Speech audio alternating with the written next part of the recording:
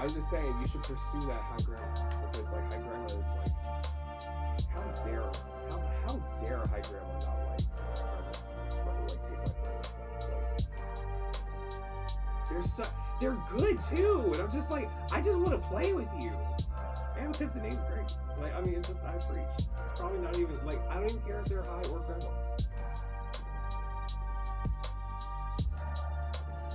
You know, it's less words, it's less work, it's less tired. I really, it goes against every fiber of my being. But Fakie has a point. Wow. Wait, what? Wow! Can we We're clip making this? history here. Can someone clip this?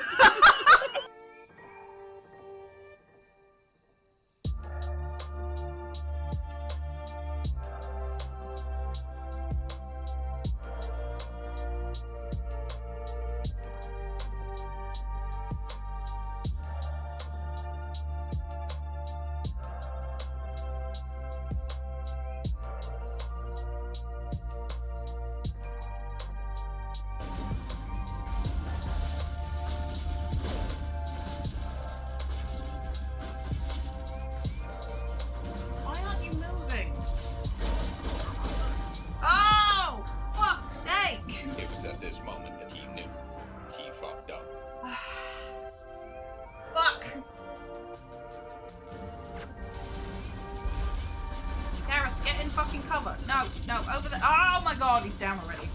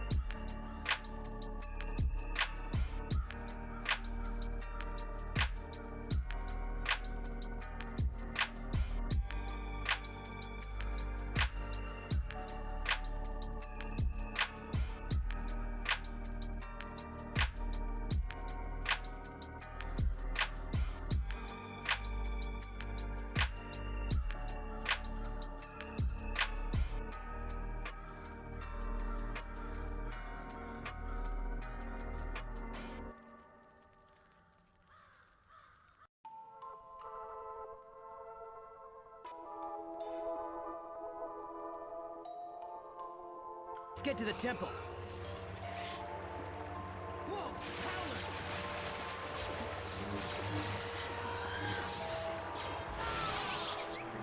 Oh.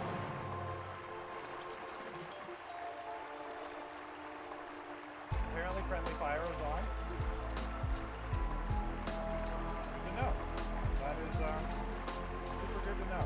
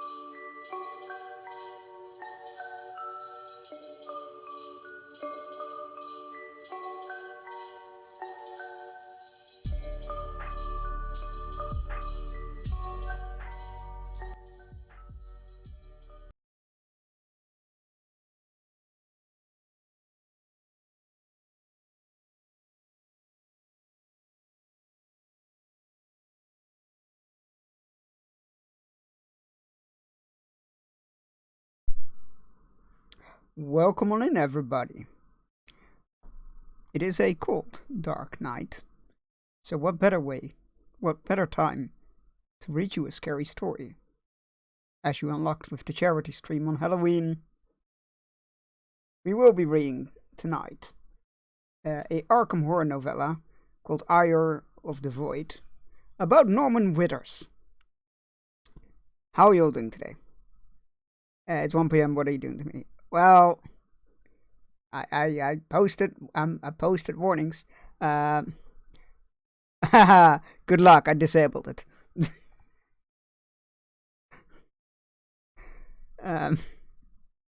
Who put all this shit in my pants? Already? Well done. You have my soul. Ah! David! Thank you for your resubscription. Thank you for paying your levies for yet another month. The lands will possible from your coins. Why is it all the way up there? That shouldn't be up there. Where are you? Alert box. You need to be in the middle. Oh. Yo, you're so mean. I got it. Yeah, no, this is already gonna take a toll on my throat. So I was like, I need to avoid adding more stress to that. Welcome in, David. I hope you feel well. I know I'm giving you shit. I know. I just felt like it doesn't require some explanation. Furthermore, shout-out clips will be disabled as well. So will sound alerts. So please, if it works, do not throw your bits at it. It should not work when we're in the reading screen. Because it's gonna get really interruptive. That's why. You're okay. Hey, glad you're okay. Okay is better than bad. I'm okay as well. Which is why we're gonna do a charity milestone stream today. Congratulations, by the way, Iska on claiming first, and Poppers on claiming second. Dragon Whites are yours for the rest of this spooky stream. Are you gonna... No? Okay. We'll do it manually. It refused to change scenes. I'm gonna alert till I'm awake. Fair enough. Are you all ready? Are you all comfortable?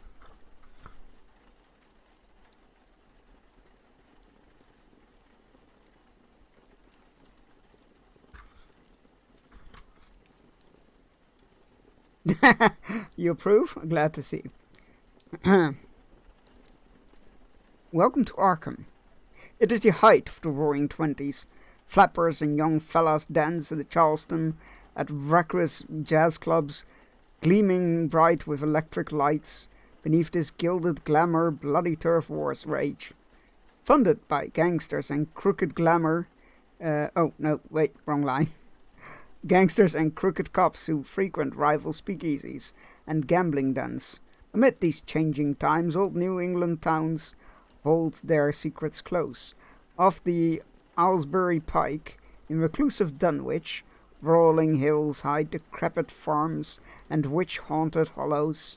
Past Cape Ann, the remote fishing village of Innsmouth rots from within. At the mouth of the Miskatonic River, mist-shrouded Kingsport lies dreaming. All the while historic Arkham broods on the upper banks of the Miskatonic, its famed university delving into the world's darkest, most ancient mysteries. Arkham's citizens insist everything is normal in their sleepy town, but horrific and bizarre events occur with increasing frequency. Strange lights flicker and people disappear in the forest beyond the Hangman's Brook. Misshapen silhouettes prowl graveyards and shorelines, leaving savage corpses in their wake. Nightmarish artifacts and disturbing tomes have surfaced, chronicling gods and incantations the world has tried to forget. Cavalier scientists have glimpsed far-flung worlds beyond our own that shatter the known laws of reality. Are these events somehow connected? If so, what calamity do they portend? Those who dare to investigate these incidents witness the inexplicable. Having seen such phenomena, they can never regain their old view of the world. Now that they know the hideous truth, they cannot run or even hide from it. Just beneath this reassuring veneer of reality, a veneer that was never meant to be worn away, are forces that can drive the average person to despair. Yet a rare few try to avert the end of the world, knowing it may very well cost them their lives or sanity. These investigators must rely on their wits and skills to learn as much as they can before it's too late. Some may find courage in the grace of a rosary, while others may burn away their fears with a swig of bootleg whiskey. They must try their hand at unpredictable spells that could doom them, or take up rifles and revolvers to combat the foul creatures plaguing the night. But will it be enough? That is a small introduction to the world of Arkham Horror. I feel for Chunky though. I would not want to be in his shoes right now. Why not? I love these novellas. They're fantastic. I've already read them all. I was gonna link to their pages to buy them, but they're not being made anymore. They're nowhere for sale. You can maybe find them secondhand. Though I do believe they are bringing out or have released collection works, I just realized. So that could be a thing. Anyway. Part 1. The Barn. Norman Withers was accustomed to empty seats. He was not a popular instructor. He did not take attendance, and his lectures were redundant, with the textbook. Still today the classroom was emptier than usual, and for no reason he could think of. Mr. Davison, he said, addressing a... Wait. Norman Withers is old. You know where this is going. No, Mr. Davison, he said, addressing the perpetually sweaty, twitchy student who never missed a single one of Norman's classes, or, in all likelihood, any other professors. Davison gave a start, as if he had been caught doing something reprehensible, instead of paying scrupulous attention and writing copious notes. Yes, sir, he squeaked. Where is everyone? Is something else going on today? No, as in having to read an entire story with a sore throat in front of him. Oh, I don't have a sore throat. I just know the reading will give me a sore throat eventually.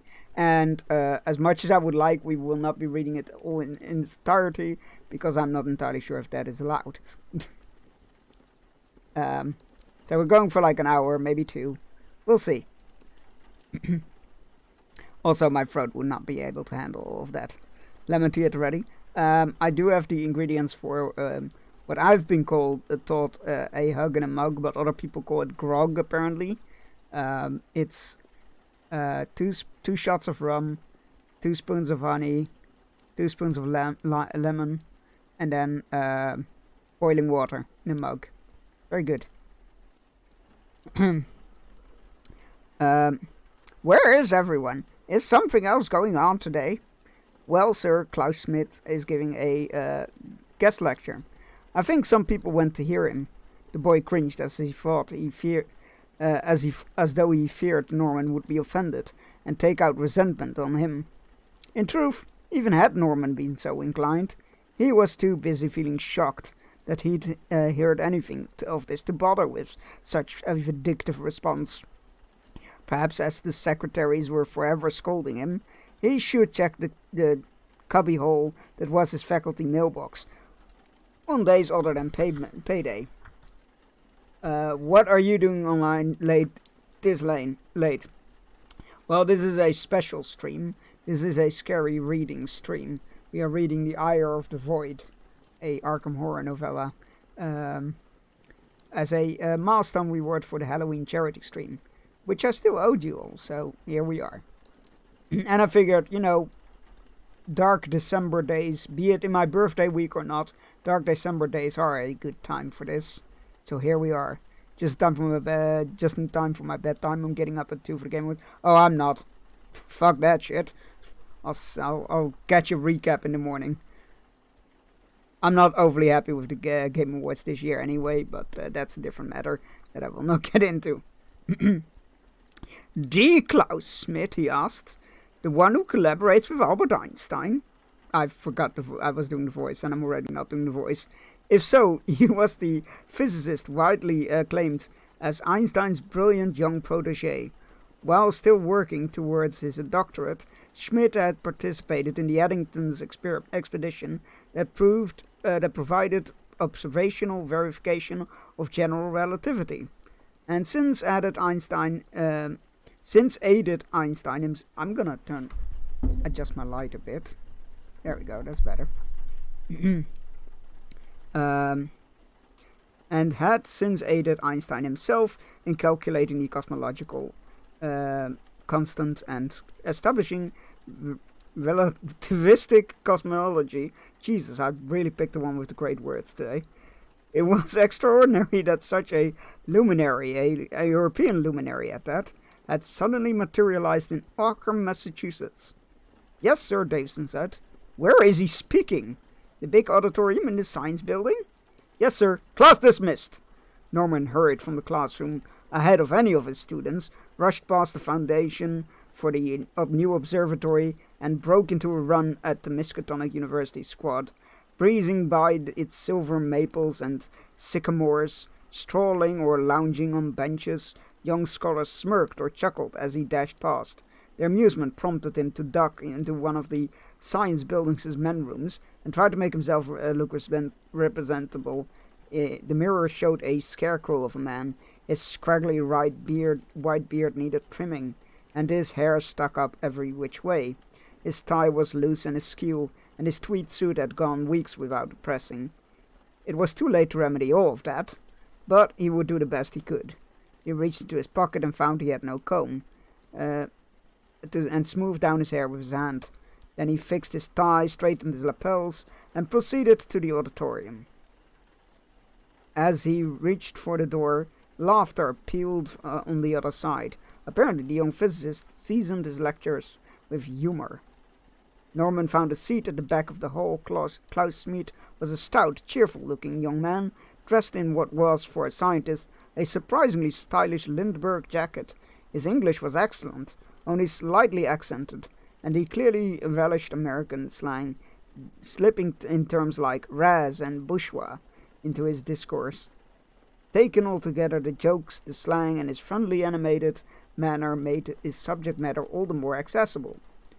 He was speaking on Fyodor Kaluza's attempt to extend general relativity into 5 dimensions, an abstruse topic, to say the least, but he was clearly holding his audience's attention.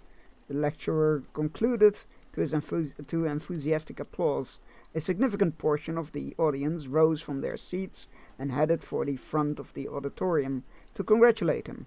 Although he tried not to be completely rude about it, Norman elicited glowers and complaints as he squeezed and jostled forward. He did not want the physicist to disappear through one of the side exits before he reached him.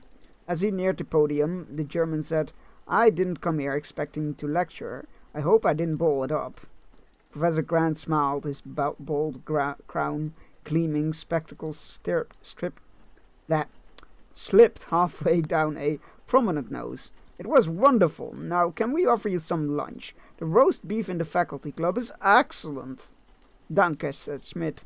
"Thank you, but I really should be about my business. If you found me a car and a driver—" "I'll drive you!" Norman called. Grant and several other faculty members turned to eye him askance.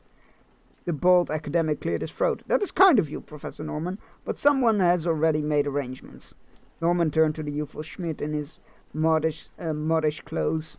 "I know Arkham. Wherever you're going, I'll get you there, and I'll take you in style. I've got a Stutz Bearcat." The sports car was left over from better times when he and his wife took pleasure in such extravagances. Smith's blue eyes opened wide. "Is it a breezer?" "It is indeed." The physicist turned to Grant. "Thank you for all you've done, but Professor Norman, is it? Here now, offering I might as well take him up on it." Grant grimaced. "Well, should there be a problem, that is to say, should you require another driver for any reason, just let me know." "Hi, Blizzaga, welcome on in. How are you doing?" I need to catch me some live, Neil. Neil. Who?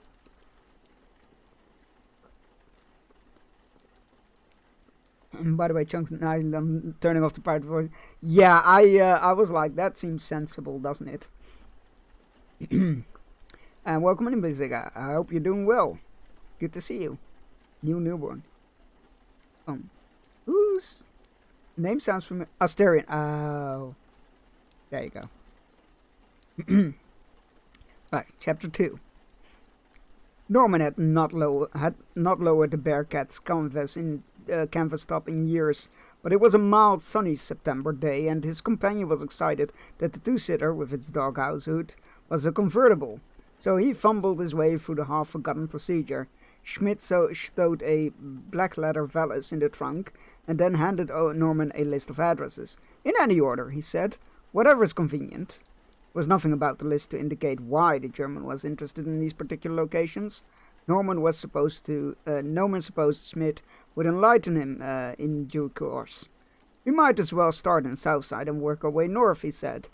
Once the trip was underway, Schmidt availed himself of the unobstructed view to take in the city's Georgian houses with their dental work, cornices, side-gabbled or gambrel roofs, and double chimneys. "Charming," he said. "I suppose," Norman said. At the moment when he thought of Arkham, he thought of the grey skies, grey walls, and decay. Smith chuckled at Norman's dour tone. "So level with me, old boy. Why didn't Grant and those others want you to drive me? What's their beef?" Norman winced. "I'm not sure what you mean." "Tell it to Sweeney. You're on the outs, and so am I. Back home, that's why... so am I back home. That's why I came with you. Well, that and the car. I'll tell you about it if you go, but if you go first. Norman needed to confide in the younger man, or Smith wouldn't possibly help him. Even so, he felt reluctant. It was pleasant being in the company of a colleague who did not see him as eccentric, if not unhinged. It would pain him to lose the physicist's good opinion of himself, if that was how things worked out.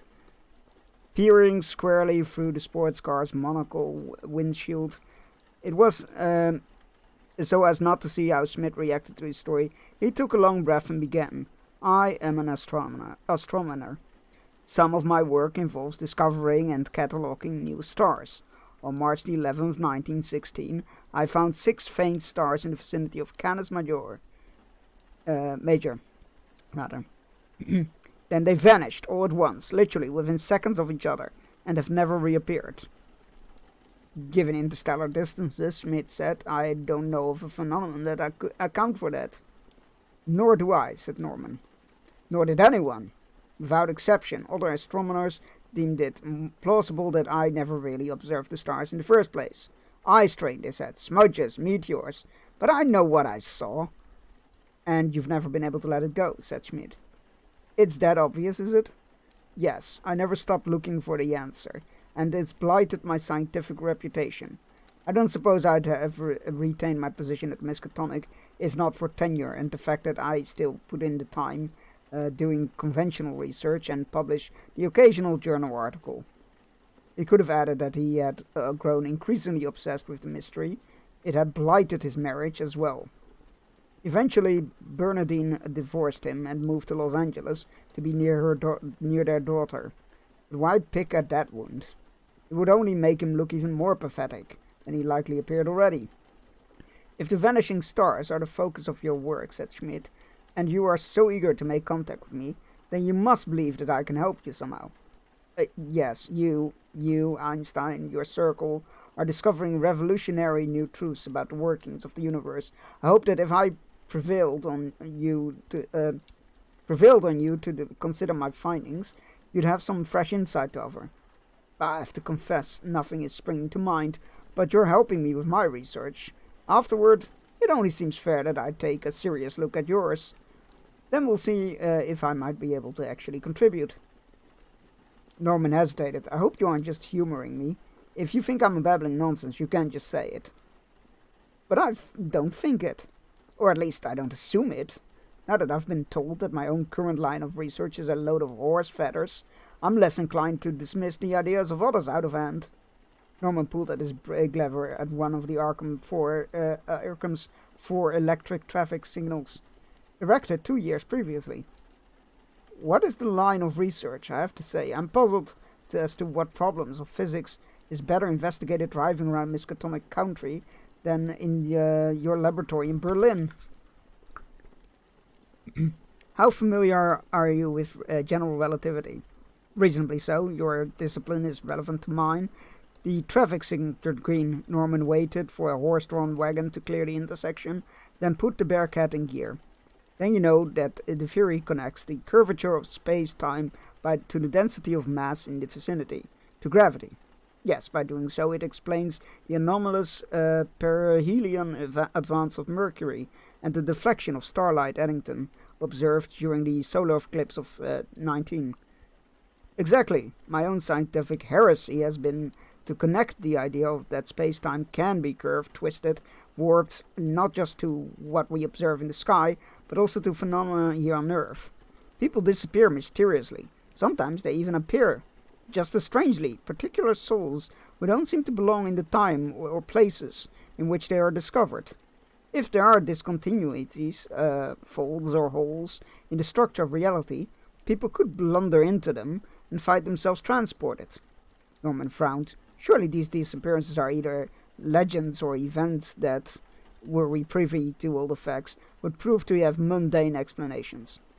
There are more such incidents than you may suppose in every land and era, and some have been extensively studied without any convincing explanation emerging. Well, fair enough, I suppose. But unless I misunderstand them entirely, Einstein's field equations don't allow for the extreme distortions you're proposing. Not on a body with the mass of the Earth, and not on one point on the surface, but not another. But what, Smith asked, if the general relativity, though predictive at a certain level, just as Newton's laws are, is similar incomplete? What if something other than mass is also capable of bending space and time? I hope to prove it, and then science can figure out what and the how. And you can prove this by touring Arkham. Smith smiled. I hope so. I hope so, old boy. Because of your history, you may not realize it, but since the town was founded, it has had an amazing number of unexplained disappearances. My plan is to collect data in the places where they have happened. Norman mulled it over. This was your scientific heresy. Einstein is sure it's applesauce, but he can't be right all the time, can he? Perhaps not, but in this instance the eminent physicist seemed far more likely to be right than his protégé. Norman sighed at the realization that Smith could not help him after all. Once conceivably, but not now that he has given himself over to nonsensical pseudoscience. Perhaps it was not too late to make an excuse foist the German onto the driver person Grant had offered, and salvage the rest of the day. Suddenly it occurred to Norman that he was dismissing Smith exactly as his fellow astronomers had dismissed him, and for pursuing a line of investigation arguably no unlikelier than his own. Damn it, he wasn't going to be like them. Not because he believed Smith's notions were correct, but because the young man's attitude was. A scientist shouldn't bow down to an argument from authority, even if the authority was Albert Einstein. He should go where his instincts led him, collect the evidence to confirm or deny a hypothesis. Besides, it was pleasant driving the Bearcat around on a sunny day with the top down. He had forgotten. He was a bit sorry when he and Smith arrived at the first spot on their itinerary. To be fair, I'm thirsting for the whole cast. I mean, that's fair. I feel like everybody is thirsting for the Baldur's Gate free cast. Though, it is quite a crime that the narrator wasn't nominated for any voice awards. That is a big crime. Right. Part 3. The old house stood with the steeple of South Church peeking over the hipped roof like a priest, suspicious that someone was robbing the poor box. Even under a blue sky, the structure's appearance was in accord with Norman's impression of Arkham as a crumbling, decrepit habitation. Sickly yellow paint peeled from one of the clapboards, and the multi-pane windows were grimy. One was cracked. As soon as Norman pulled up the curb, Smith jumped out of the Bearcat. Open the trunk!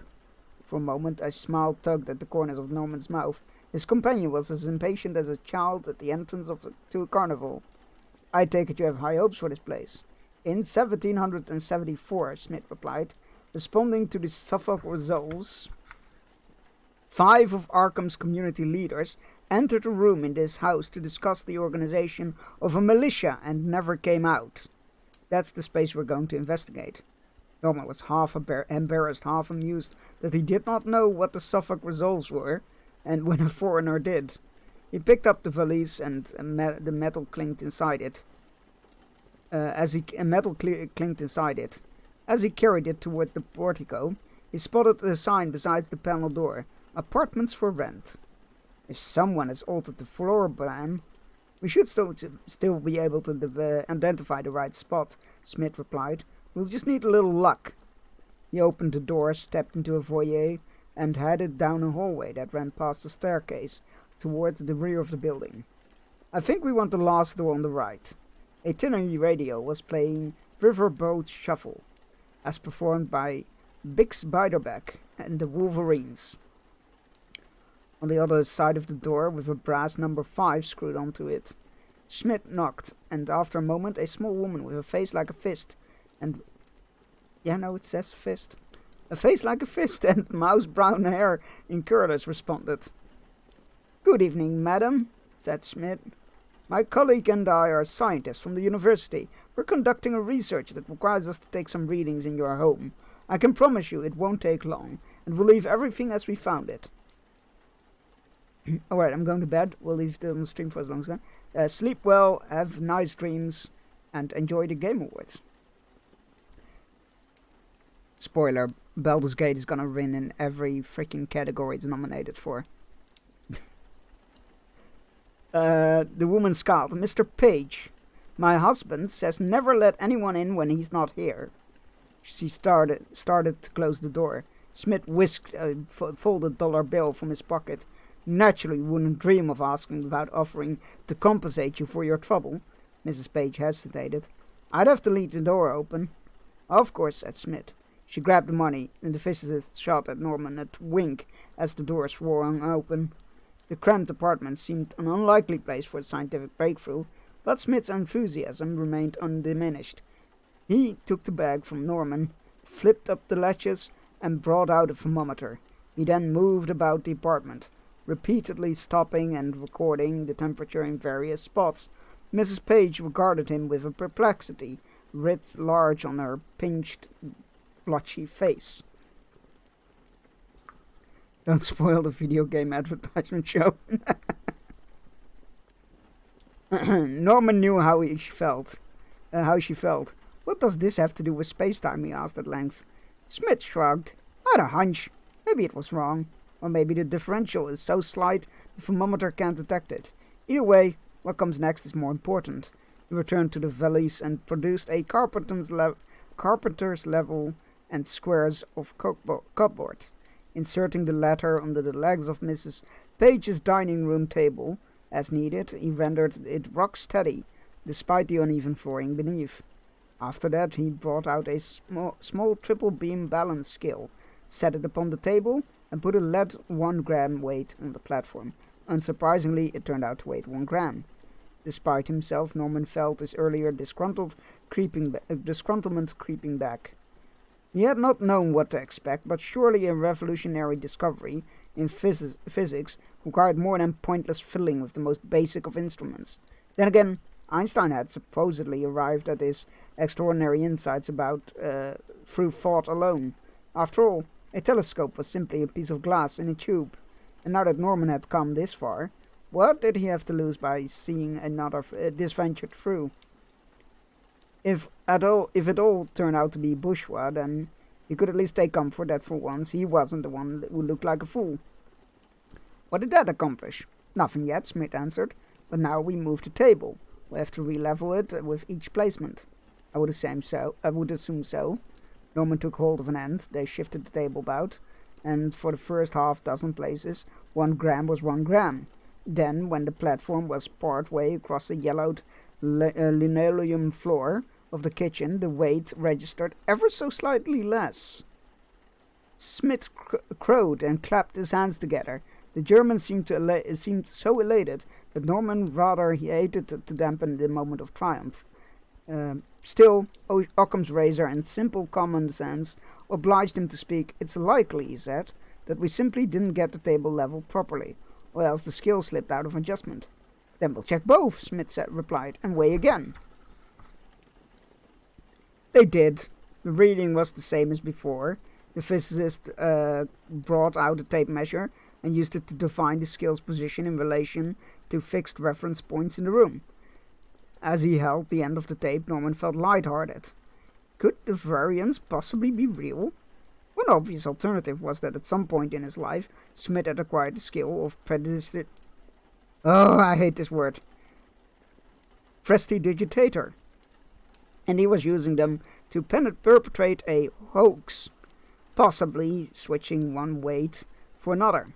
But Norman could not imagine why a scientist with a first-rate reputation and bright future to protect would stoop to such a fraud, nor did the notion jibe with his sense of the young man's character. No matter how carefully the two scientists leveled the table and checked the scale, and how keenly Norman watched Smith just in case the latter was attempting chicanery after all, the next several placements yielded similarly anomalous results. Gradually a gradient emerged. Objects became ever so lightly lighter, which means that gravity became marginally weaker. as one approached the icebox, the corner of the kitchen, in the corner of the kitchen. As he helped shift the table and held his end of the measuring tape, Norman's initial stupefaction gave way to excitement akin to Smith's. He was no nearer to solving his own scientific puzzle, but he was not quite so fixated on it as to render him indifferent to someone else's amazing discovery. Nor was it lost on him that his participation, even in his secondary role, might redeem his colleague's disdainful opinion on him. Gradually, as he and Smith shifted the table progressively closer to the icebox, his emotions altered once again. His interest remained, but a growing uneasiness undercut it. Eventually, like an image becoming clear when one focused the telescope, the anxiety resolved itself into the suspicion that he and the German were being observed. As they were, when he glanced around, Miss Page was viewing the work with an expression that proclaimed her conviction that the visitors were out of their minds. Clearly, her scrutiny must be the cause for Norman's edginess, but to his annoyance, realizing that, it did not banish the feeling. His mouth remained dry, and a clumsy tightness persisted in his limbs. The moment came when the table was flush with the icebox, and the final weight recorded. Smith reached into the corner. Norman wanted to shout, "Don't!" but didn't want to appear ridiculous, so he remained silent. Smith felt around the space where one wall met the other. Unlike the weightings, nothing about the manner in which his fingertips tapped the faded paperwork was peculiar. Still, Norman's sense of being observed intensified, and although he assured himself it was just some fleeting, meaningless agitation of the nerves, he nonetheless felt relieved when Smith drew back his hand. They restored the table to its original position, and Schmidt repacked the valise. Giving Mrs. Page a smile, he said, "Thank you for your patience. Should it prove necessary, may we call again?" She shrugged. "If you keep making it worth my while." I hope so. Oh, I know Baldur's Gate will sweep those freaking words.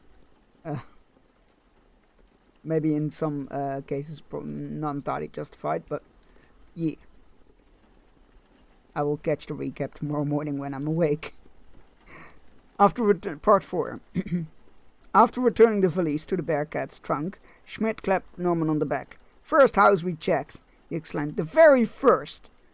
"But what we found was remarkable," Norman replied. "That is, assuming that there isn't another explanation, and the observations can be replicated."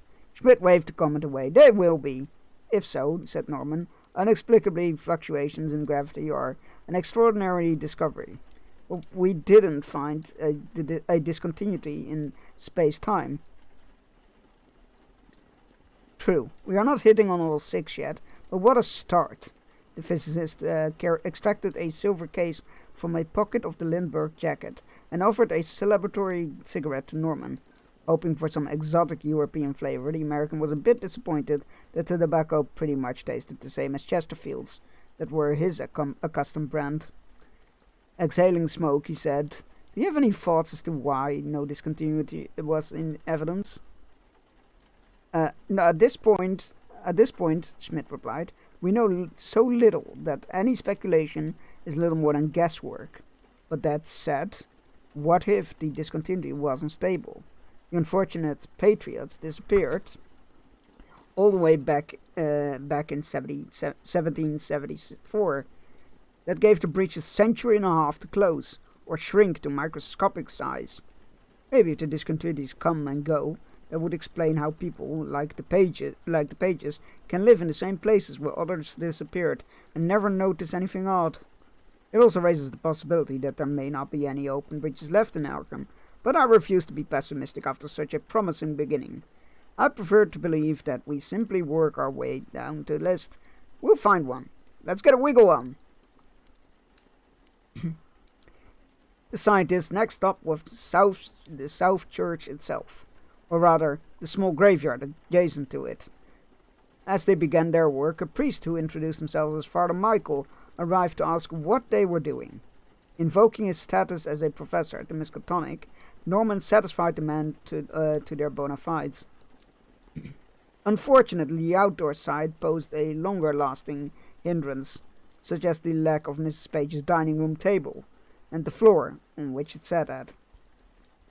Smith's valise proved to contain a folding table with stubby telescoping legs that was just big enough to hold the balance scale, but it was less convenient to keep bending over it, and more difficult to level it out on the ground. The greatest hindrance, however, was that while the accounts that had drawn Smith to this location indicated that 3 people had vanished, a sexton digging a grave in 1845, a widow come to put roses on her husband's final resting place in 1889, and a pair of truant schoolboys as recently as 1909, did not indicate where in the cemetery the disappearances had occurred. Thus it was necessary to perform exploratory weighings all around the rectangular space within the waist-high fieldstone walls. As the 2 men labored among the crumbling tombstones and ivy-covered mausoleums, grey clouds smothered the sun, threatened rain, and brought a hint of autumn chill. Still, Schmidt worked on with cheerful enthusiasm. Something, pride perhaps, compelled Norman to try to match the young man's energy, even when his lower back began to ache. Eventually they made their way to the northeastern quadrant of the graveyard. As he slipped cardboard under a table leg, Norman abruptly felt renewed suspicion of scrutiny. With it came another pang of trepidation. Even though the feeling of being spied upon was plainly more baseless than before, Mrs. Page was not here, and Father Michael had gone back inside the church. Smith set the weight on the scales. Voila! Only this time, the weight is heavier instead of lighter. Norman tried to keep any irrational anxiety out of his voice. What do you make of that? I have no idea, but it's interesting. Now we have to figure out where the trail of anomalies lead from here. Norman hesitated and shoved away the... Oh, God. I really picked the wrong book. The, pusillanimous... God, what a word. Urge... He pointed to the spot where the low cemetery wall took a right-angled bend. We should try that direction first. Schmidt cocked his head. Why? In Mrs. Page's apartment, the gradient led to a corner. It's difficult to imagine that's any more than a coincidence, but I don't have a better suggestion, so why not? It soon became apparent that Norman's hunch was correct. Schmidt stooped and whooped and gave him another clap on the shoulders. As before, the gravitational disturbances spread out in a fan-like shape from a presumed point of origin, only this time, in place of a steady gradient, the weight was too heavy on one spot, too light on the next, and too heavy again on the third. His heart thumping, Norman conjectured the difference reflected the fact that the previous discontinuity had opened in 1774, and this one only as recently as 1909. Perhaps when they did, they created gravitational chaos, and after they closed, the anomalies settled to a more orderly resting state. But that was not how the situation felt. Crazy though it was, his imagination suggested that gravity was more disturbed than before, because the invisible watcher was staring more intently, or more maliciously.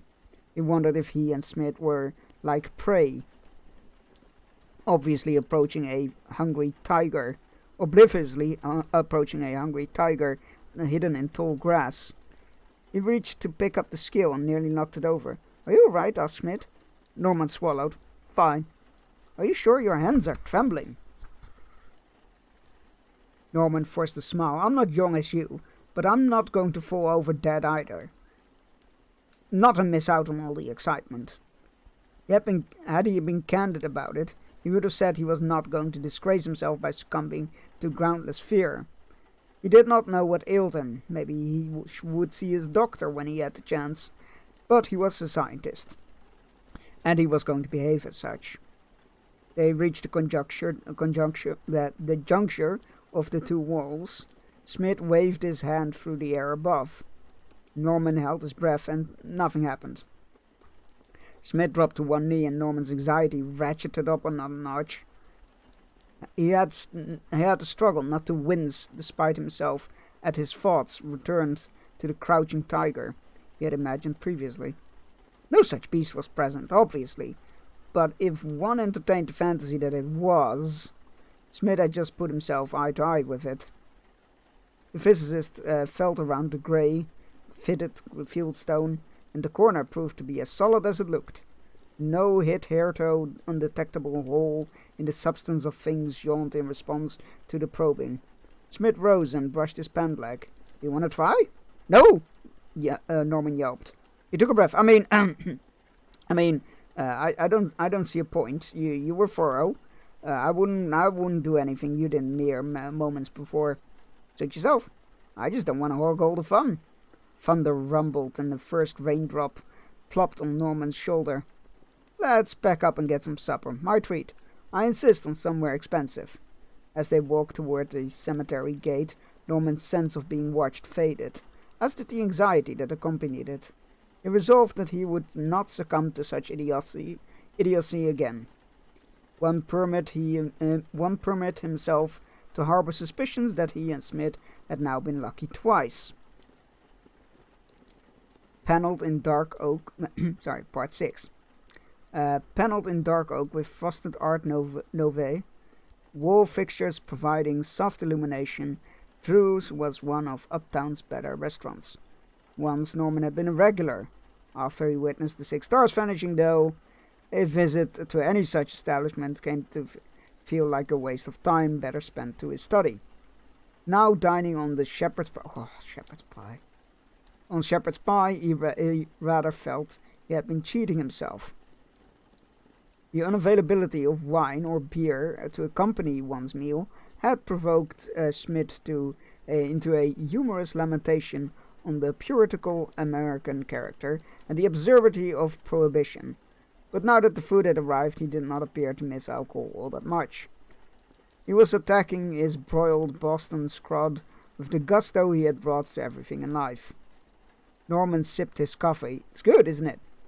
"It's the elephant's eyebrows," the German replied. "And there's nothing like discovering something to give a scientist an appetite." Norman grunted. "I suppose." "What's eating you, partner? Most of the time you seem as excited as I am, but every once in a while you turn into a bit of a warp." Norman's immediate impulse was to deny it. Then, however, it occurred to him that he could, in some measure, acknowledge his edginess without mentioning imaginary watchers or admitting to irrational anxiety attacks. "I just wonder," he said, "if you're being a little reckless." Schmidt cocked his head. "How so?"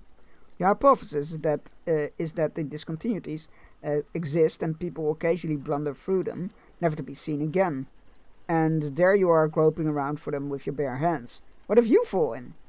The physicist grinned. "Then I'll have the most glorious adventure any scientist had ever had."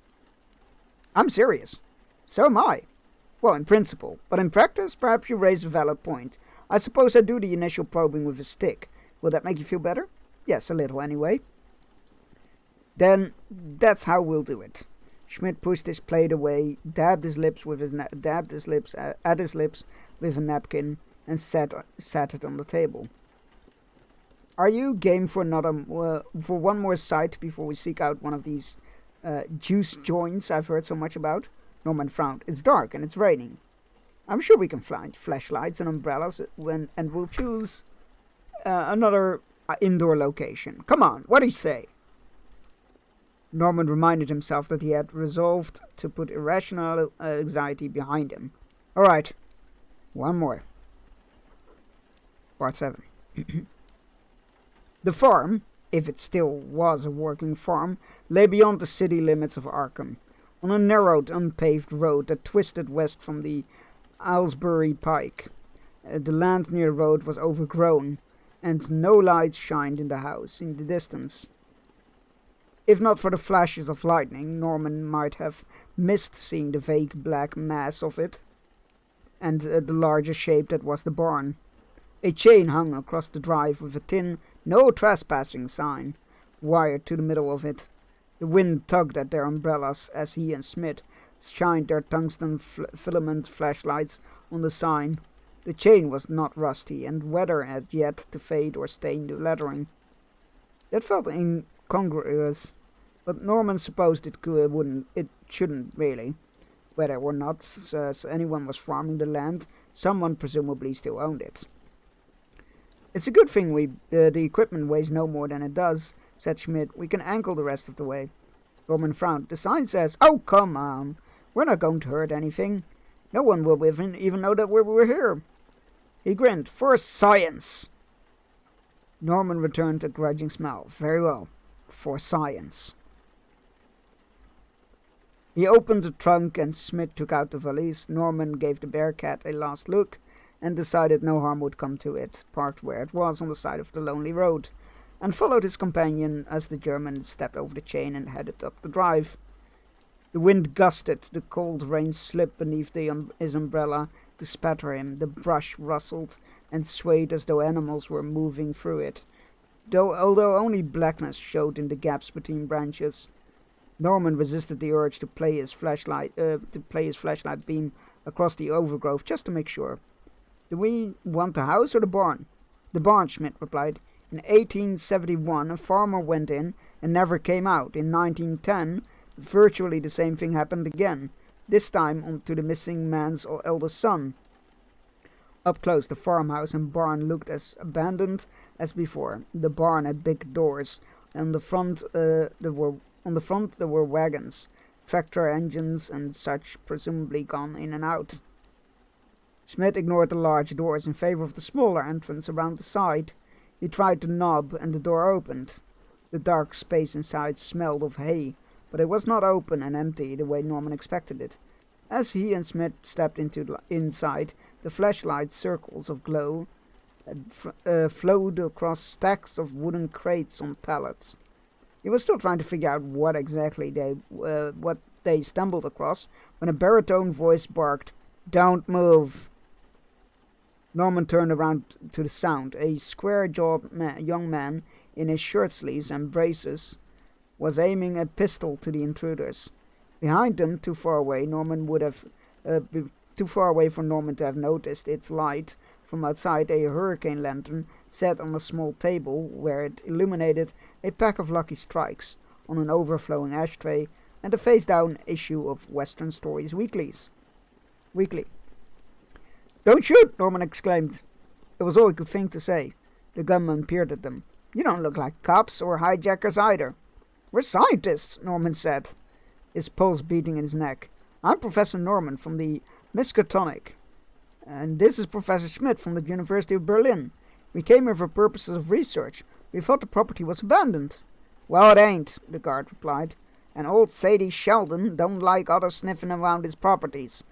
According to the Arkham advisor, Sheldon was a bootlegger, so the crates presumably held Canadian whiskey. And now that you've seen that, what the hell am I supposed to do with you?" "Nothing," Norman ventured. "Oh yeah, how does that work?" Why would we talk to the police?" Norman asked. "We enjoy a drink as the same as anybody else, whereas we don't care for the prospects of experiencing whatever it is that Mr. Sheldon does to informers." The gangster grunted. "Ah, that's smart. Scram! And remember, you told me your names." Smith cleared his throat. "Actually, now that we're here, may we proceed with our investigation? We won't disturb the merchandise or do anything that would draw attention." The bootlegger frowned. "I don't know much about science, but ain't the whole idea to tell people what you figure out?"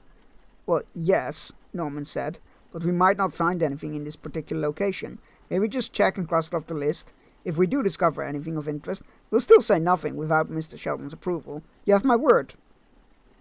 The guard stood and pondered while scratching his cheek with the muzzle of his automatic. Finally he said, "Go on then.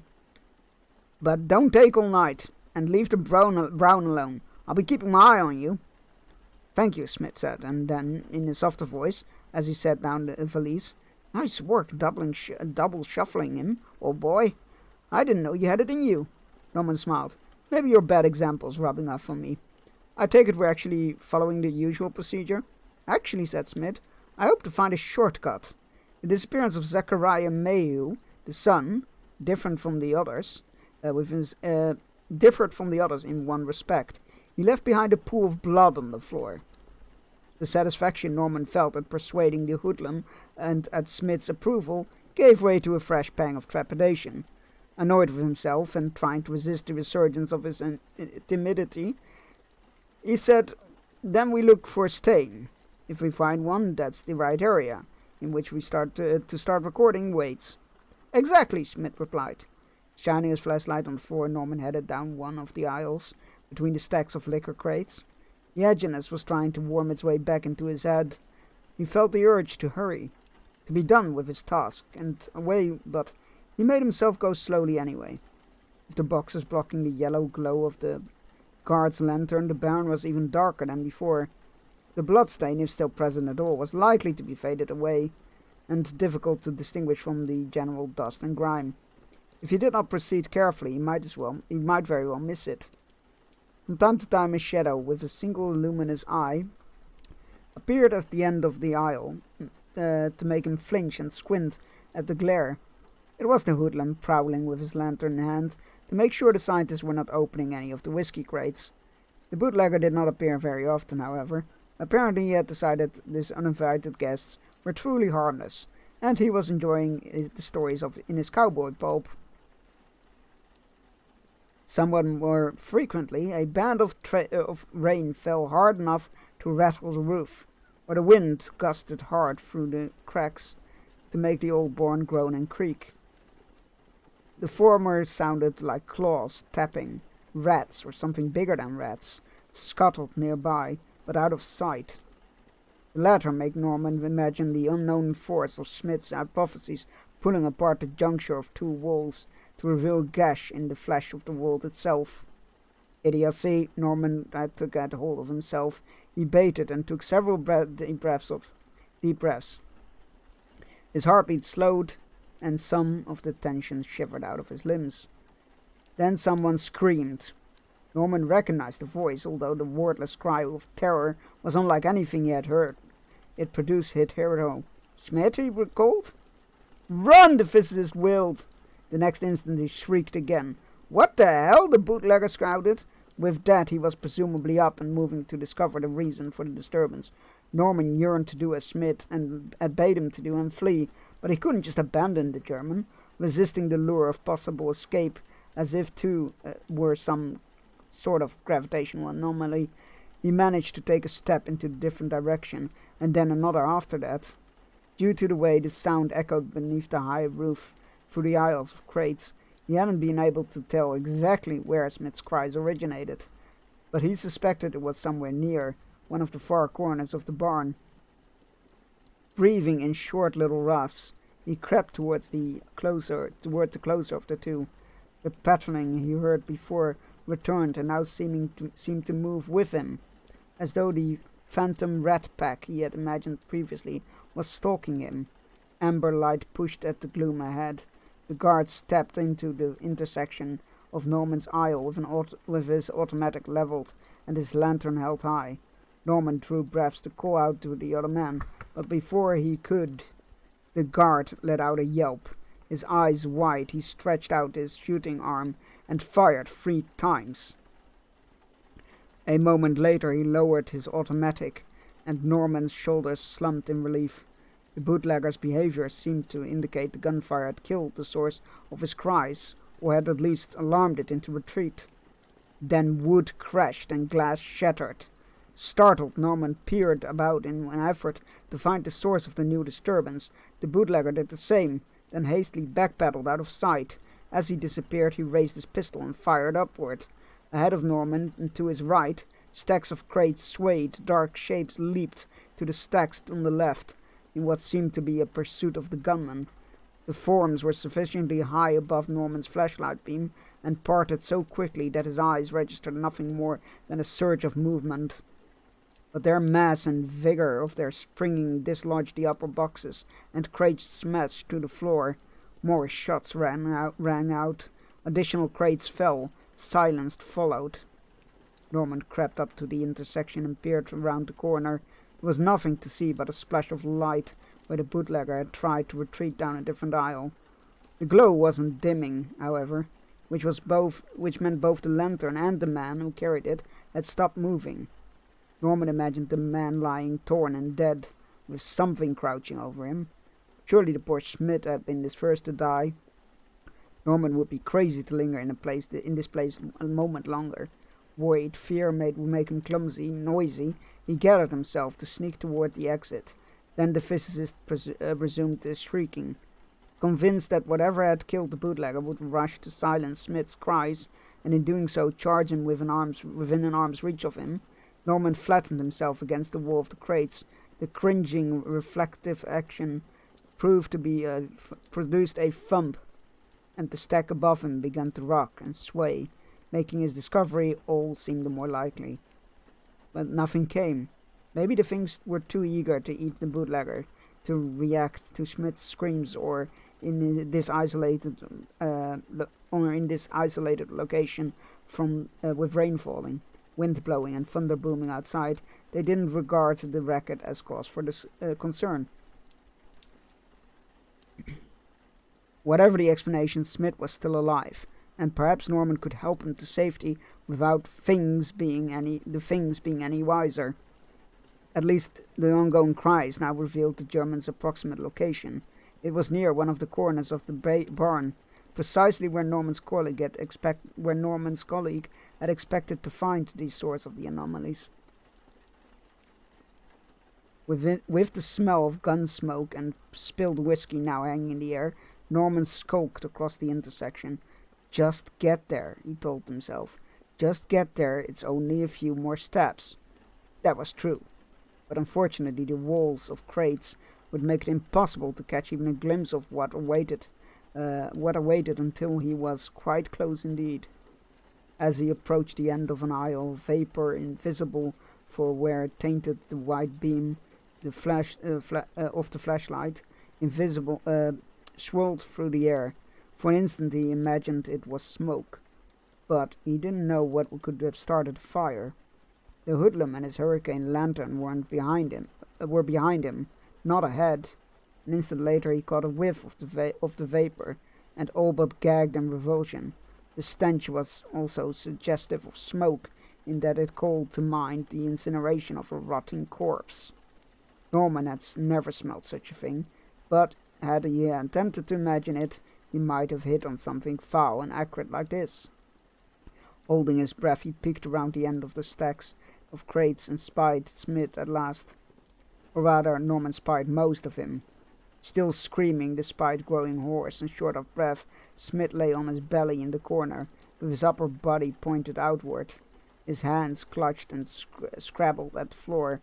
From points midway down the calves, his legs were simply absent, as if sticking out of a hole in the wall of the barn.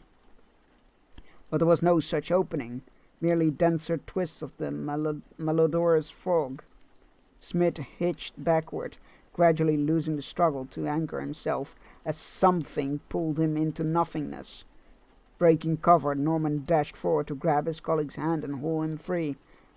As though Smith's unseen captor had been only toying with him hitherto, or as if he had waited for Norman's arrival to tease and frustrate him, the German's body shot backwards faster than the older man could close the distance. The corners swallowed Smith's torso, head, arms, clawing hands, and then nothing at all remained.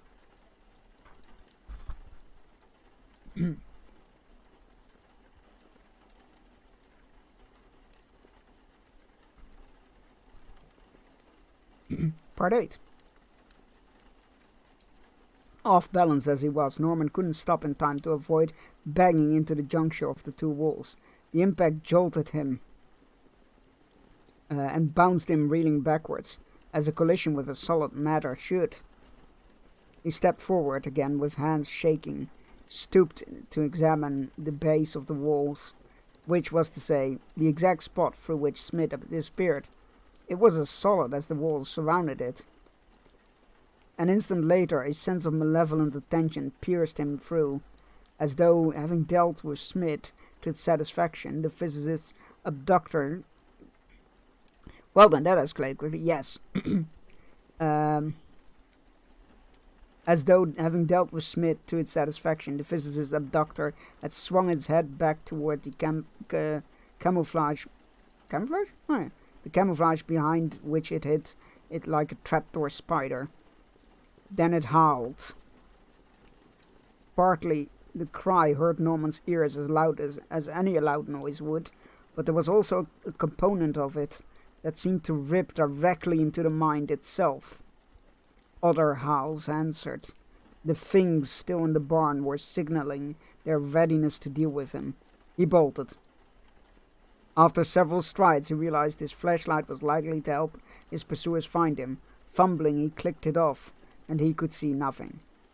He continued in what he thought was the right direction, and banged face first into what must be a stack of crates. He gasped, less at the jolt of pain than the telltale noise. Blundering onward, he ran fingertips of his one hand over the rough wood of the crates. It helped him avoid another collision, but didn't avert the moment when a panicky sense of disorientation suddenly overwhelmed him. Exactly where was he in the barn? Was he still moving towards an exit? And where were the creatures? Their howling was hideous, terrifying, but at least it had provided some vague sense of their direction. Now he could hear nothing, except the clatter of the rain on the roof. His fingers slipped from splintery wood to empty air. He'd reached the end of the wall of crates. He groped forward and pushed against the barrier, believing it to be the barn wall. He started to turn away and then realized he had given ever so slightly under the pressure of his hands. He had reached lower and found a bar in brackets. He blundered his way into the big double doors, and thank the Lord, only his simple mechanic secured them. He was going to get away. He grabbed hold of the bar, shoved it, and it stuck. Either it, the brackets, or both were warped and swollen. The creatures howled and knew they had spotted him, and they were coming. Screaming, he pushed with all his might, and scraping and squealing, the bar slid sideways. He threw himself at the door and on the left, and it knocked it open, stumbled through and sprinted toward the road. Every instant of the way he expected the thing to overtake him and rip him apart or drag him shrieking through a hole in the walls. It was only when he had the Bearcat speeding as fast as 16-valve 4-cylinder engine could manage that he decided that for whatever reason the creatures had abandoned the chase. Then tears blurred the darkened road and the lights of Arkham ahead. He pulled over and broke down sobbing. Hey Roy, how you doing? Welcome in. Happy lurking.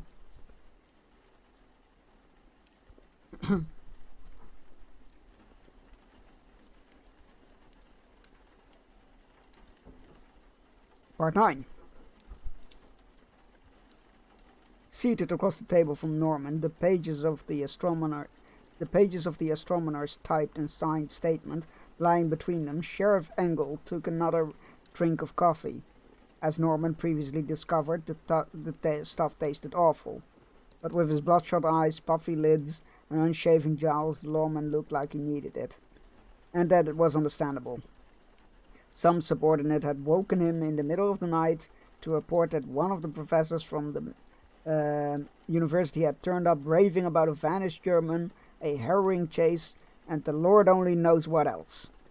In truth, Norman lived and worked in Arkham and automatically run into the Arkham Police Department in Easttown. There, however, the man on the night desk, one Officer Galeas, determined the incident had occurred beyond city limits and, radiating a certain mischievous relish, handed him off to the Sheriff's Department, who conveniently shared the same building. Lanky, with a thatch of straw-colored hair, Deputy Digby looked as the dyspeptic, as a supervisor, and with an arguably better reason. The sheriff had tasked him with visiting the barn where the smith had disappeared. As a result, he was now rain-soaked and disheveled as he was tired.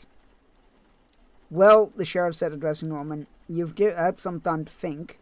He didn't add or sober up, but Norman suspected the latter possibility was in his thoughts. Do you want to change your story?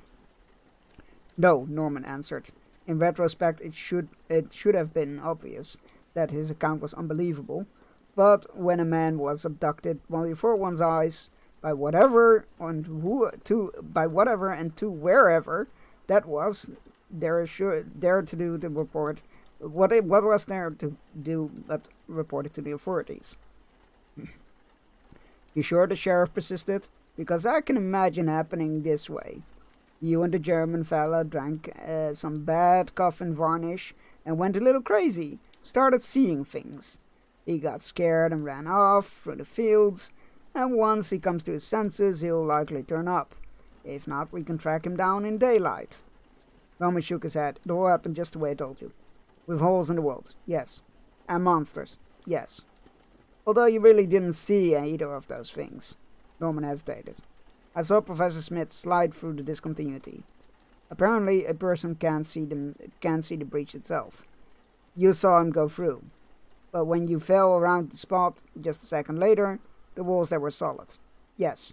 Still, there has to be some kind of evidence. Norman turned to Deputy Dingley. You searched. What did you find? Sheriff Engel waved the hand of acquiescence. Sure, why not? Run it down for us, Deputy.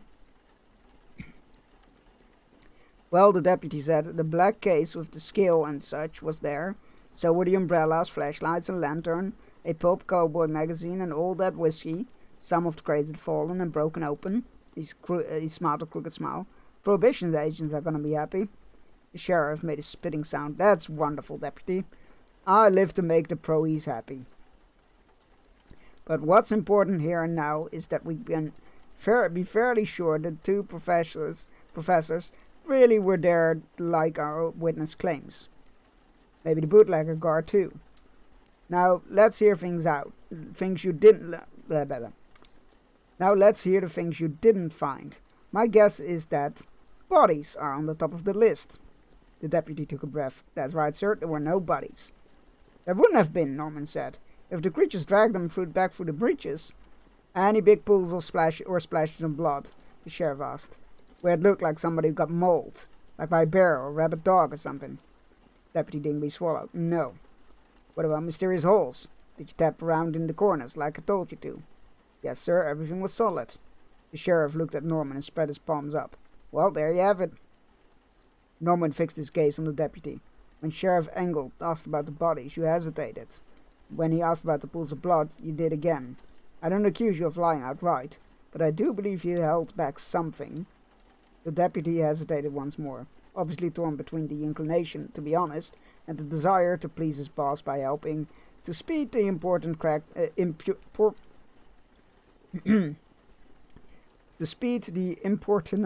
crackpot academic on his way. Sheriff Engel heaved a sigh. Deputy, if you found anything funny, lay it on us. Yes, sir, he replied. He reached into the pocket of his brown uniform trousers, brought out a folded handkerchief, unwrapped the contents to set the object on the table between the two men. It was a fingernail with a trace of dried blood and crusting in the bottom. You found it on the floor, Norman said, in the southwestern corner of the barn. The deputy frowned. Yeah. Norman turned back to the sheriff. This proves that what I told you. It's Smith's fingernail. It tore loose when he was clutching at the floor, and the beast was dragging him backward.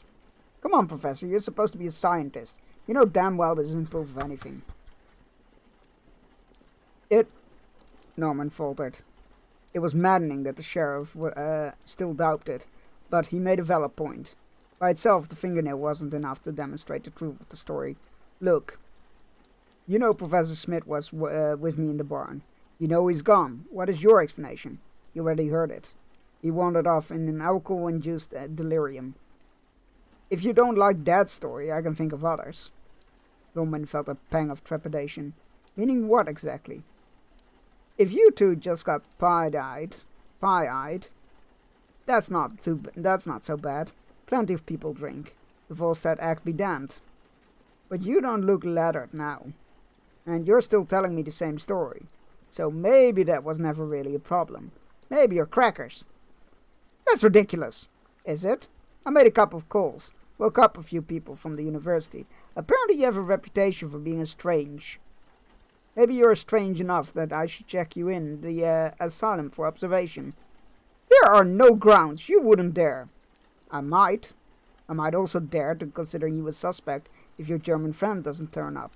From what I understand, you were pretty damn eager to drive him around, and you were the last person to see him before he disappeared.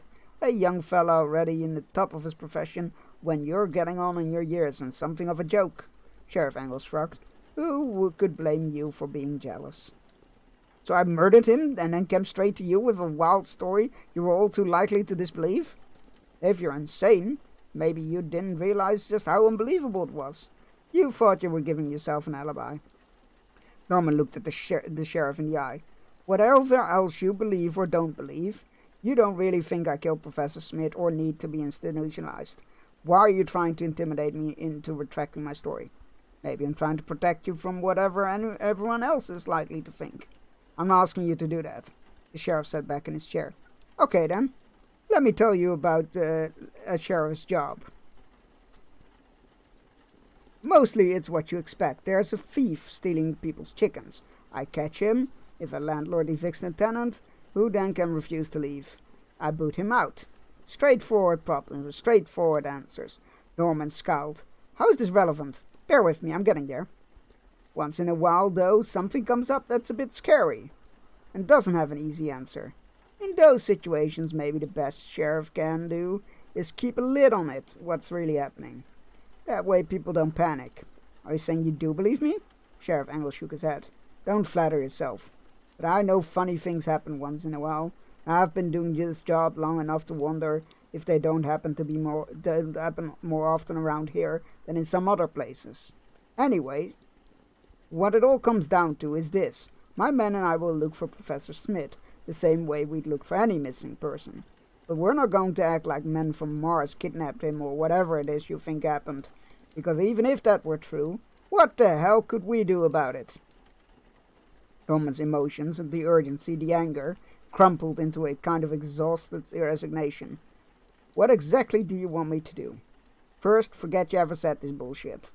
The sheriff picked up the pages of the statement, tore them in two. Then give me something that will enable me to declare Smith missing and start a search without making it look like we're both out of our damn minds. You were helping him do research. You don't know what the point was because he's a physicist and you're an astronomer. He wanted to go to the farm, so you took him. The whiskey was there, but you didn't see the bootlegger or anything like that. You wandered off from Smith to take a look around the barn. When you came back, he was gone, and that's all you know. Got it, Norman said. Hey, Clem, how you doing? A chunks by night and candlelight, yes. We're reading The Ire of the Void, a Arkham Horror novella about Norman Withers for the Milestone reward from the Halloween charity stream. I hope you like the fire. It's nice and warm. Part 10. As soon as he entered the classroom, Norman decided he had made a mistake. Given his ordeal and the hours in the sheriff's department that followed, lack of sleep alone would have provided him with a more than adequate excuse for taking the day off. I do love a good fireplace. It's great, isn't it? I'm very much happy that I found this one. I hope it's going well. It's going well, yeah. I'm having a good time. Well, for me, rereading this. However, my throat is already starting to act up. I feel like so. Maybe the 2-hour mark was a bit over enthusiastic, but we'll see how far we get. But he knew he would not be able to rest, and in the presence of others, and the resumption of his routine seemed as if they might protect him from the shuddering fits that would otherwise afflict him. The problem, though, was that every seat was filled, with more students standing along the back wall. In many cases, they were young men and women whose faces Norman had never seen before. Plainly, the majority of those present had come to gawk at the science department's resident eccentric, now more than ever an object of curiosity, by dint of his involvement in a celebrated colleague's disappearance. Well, damn them all! This was an astronomy class, not a circus sideshow. Despite them, he launched into his discourse on Neptune and Lowell's unsuccessful search for planets beyond, more forcefully than he would have delivered any lecture in years. Unfortunately, neither his energy nor the intrinsic interest of my subject matter sufficed to divert his audience's curiosity into the appropriate channels. When he turned his back to write on the blackboard, they whispered back and forth. The chatter was too soft for him to make it out, but he did catch nuts, crazy, did something, and involved somehow. No doubt it would have been far worse had the Sheriff Angle permitted the original statement to stand. As it was, the speculation and suspicion might fade in time. Still, teeth-gritted Norman bore down on the until the chalk snapped in two. He stretched out the lecture without acknowledging any of the waving hands that sought to interrupt him.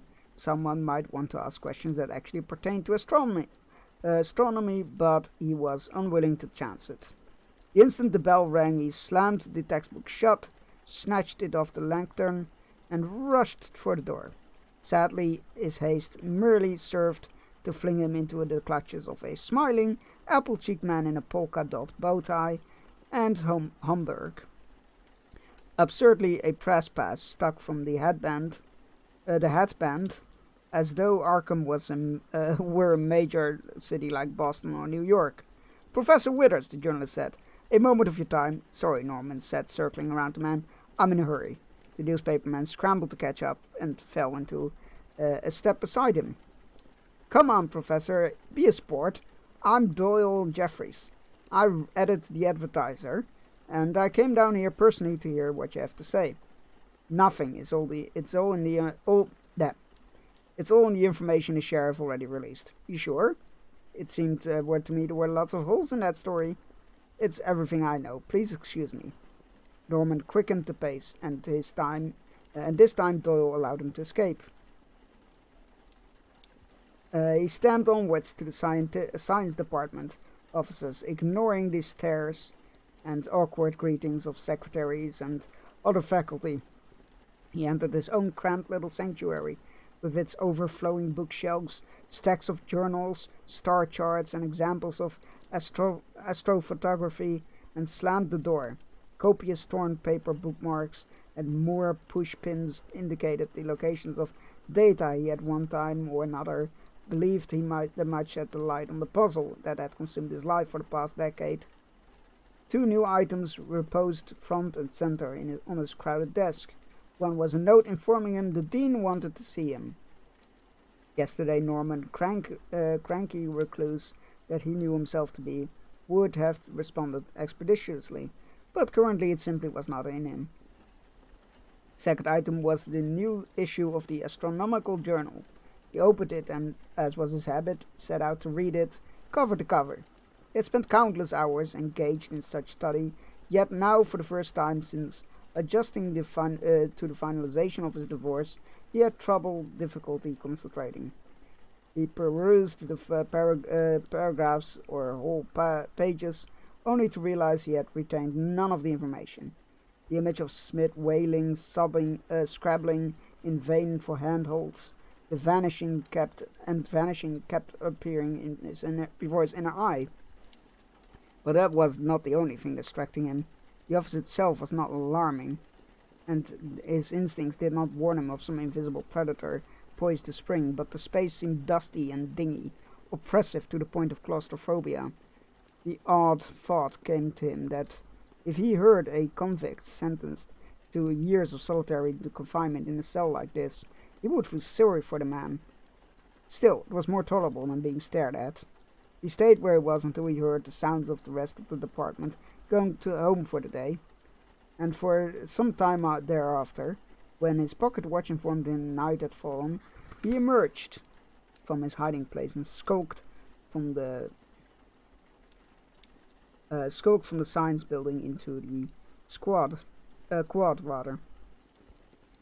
A few people were wandering around in the dark, but no one noticed him as he headed for the administration building, at the top of which was his telescope.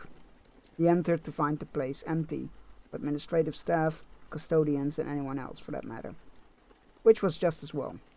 Norman threw himself into the process of operating the telescope. Here, behind the lens, was where he truly belonged. This was what his life was all about. Not the nightmare Schmidt had led him into. He had immersed himself in it anew. Surely he could purge himself of the emotions tearing at his insides. His preparations complete, he pressed his eye to the eyepiece, the portion of the sky that was his abiding preoccupation appeared, looking as it had always looked, through the years of repeated viewing. The 6 vanished stars had not returned. There was nothing to provide a clue as to what had become of them. God had not parted the black-spangled curtain of the firmament to expound on the question. Norman felt a sudden urge to pound the telescope with his fists. He did not succumb to it, but he stepped away from the instrument for fear he would. He was breathing heavily, and his chest and arms felt tight. Over the years he had often been keenly aware of that others viewed him as laughable or a pathetic figure. He had told himself that when he finally made his great discovery, they would amend their opinions. Now it came to him that, doing the same things that day after day, night after night, it was all but certain that he would never solve the mystery. It had also struck him that even if, by some extraordinary stroke of fortune, he did, his life would still look pitiful, and in large measure misspent.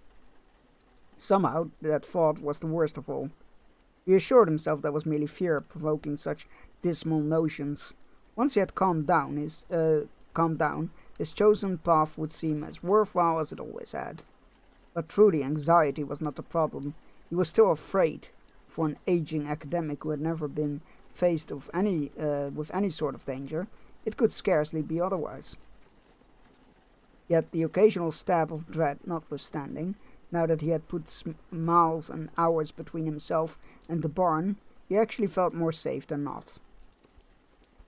No, when he took inventory of his tangled emotions, it became clear to him that his current wretchedness stemmed less from residual fear than for shame.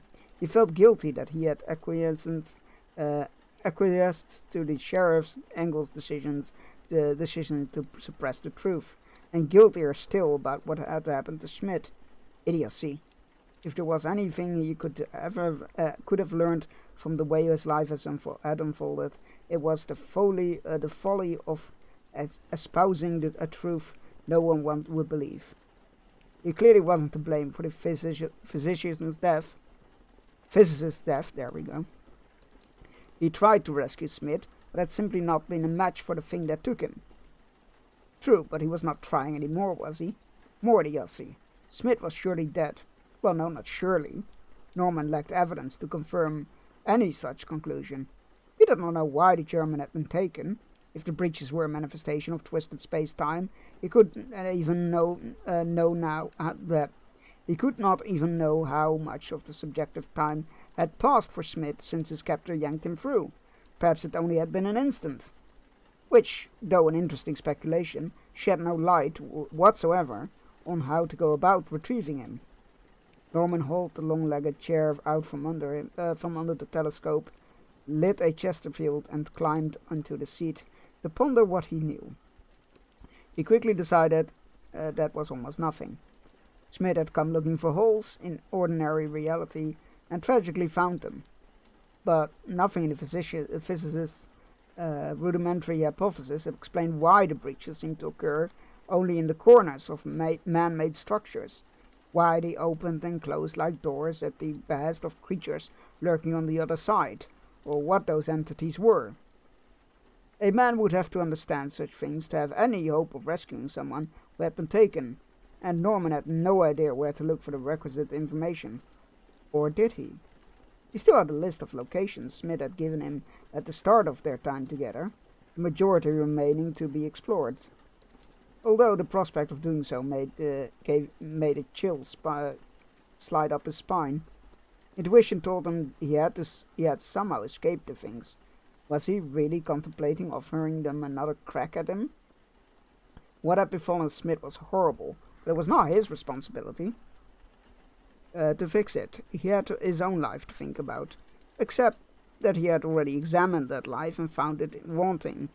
Certainly when compared to that of a brilliant, exuberant young man with many years of glorious adventure still before him. If unclouded by fear or selfishness that any rational mind would put a bitter old failure like Norman at hazard if there were the slightest chance of winning the German back thereby. Indeed, he had a sense that turning away would be tantamount to throwing away the final chance for his own life to mean something. Dear Lord, he thought, astonished by his own audacity, I'm going to do it. He opened his notebook and wrote a note explaining he was taking a leave of absence. For the moment, the Dean would have to be content with that. And that was the halfway mark, which is where we'll leave it for today. Because my throat is starting to act up, and I don't want. Well, I would love to read you the whole book, but I don't think that is allowed. If you can get hold of it, then I would recommend all of the Arkham Horror novellas. However, they are no longer being printed, and when they were being printed, it was already in too few capacity. But I do think they have collection works now with several of them in them. So if you can get hold of those, that will be amazing for yourself, if you are into those things. Thank you all so much for being here. I hope you enjoyed it. We'll be raiding out to someone fun, I imagine. Let me go see who is online. Let's get rid of that. And I will be back tomorrow at the regular time with... oh, I see who we're gonna raid. I'll be back tomorrow at the regular time with the start of the BioShock franchise playthrough, which is another charity milestone reward that will be starting tomorrow. Yeah. Copy paste the race message. First one is subs. Second one is for non-subs. Or create one with your favorite emotes. We're gonna be raiding Simfer, who is a fantastic person and streamer. Very much always hang out in their streams. And sometimes even play Dead by Daylight with them. So I hope you all enjoyed it. I will be back tomorrow at the usual time. Have a great evening. Bye-bye!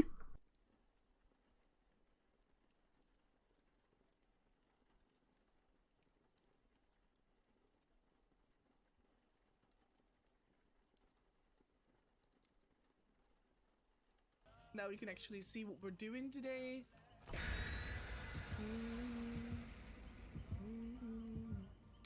Chunks! Wait, why is it not playing?